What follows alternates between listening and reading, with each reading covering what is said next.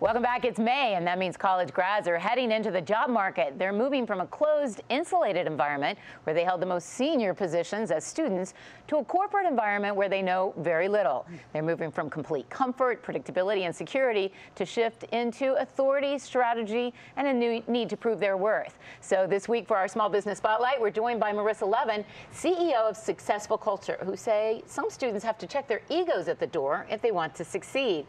So Marissa, you can't make many mistakes when you're a small business, so that's why we wanted this for the Small Business Spotlight, but these are really good tips for any company and any college graduate.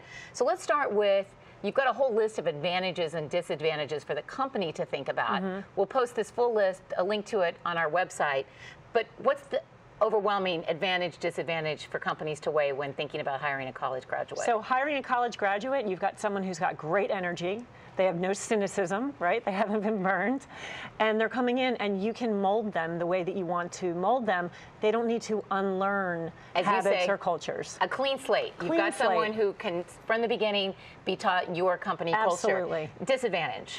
Disadvantage is they're going to need a lot of micromanagement and a lot of hand-holding. You cannot just throw them to the wolves and expect them to perform. They just have no experience. So you need to have a very structured training program in place to set them up for success. Even the best that you hire, and you're only going to hire the best, are still not going to know the way you want it done. So be prepared to invest some time with them. That's right, and expect that they're going to be overhead. They're going to be costing the company money before they make the company money. So if you can absorb that, then go ahead and do it. But if you can't, you got to be careful.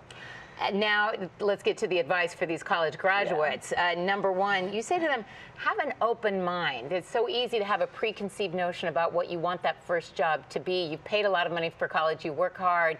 Keep an open mind. Yeah, and they're coming from a very closed environment where they have ideas about who they should talk with, the type of people that they should hang around with, what they should be doing with their time. They're going into the workforce. They have so much that they can learn, but they have to be humble. And they have to be observant, and they have to listen a lot more than they speak. So go in with an open mind. Let's stay humble. Because you hear so many people bemoan, oh, kids today, they think we should hand them the world, and I'm one of those. I always say, my first job at NBC News was cleaning portable toilets at the Democratic Convention. But I'm proud of that because I want to show to people, listen, there's nothing you can ask me to do that I haven't been willing to do somewhere along the way. You say to these kids, be willing to do every job and don't think you're too good for any of them. Leave the ego at the door, and if you do that and you come in with an open mind, you are going to learn so much. It's only when we close our minds that we close the ability to learn. But we talked about the open mind, talk about the humility.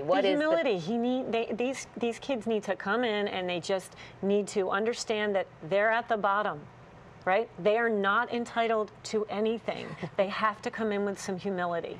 Learn to listen. I think one reason that Hillary Clinton, as controversial as she is, but she actually won kudos when she came into the Senate because Republicans and Democrats said she's listening, not talking. Right. Yeah. So follow that model? Absolutely, yeah.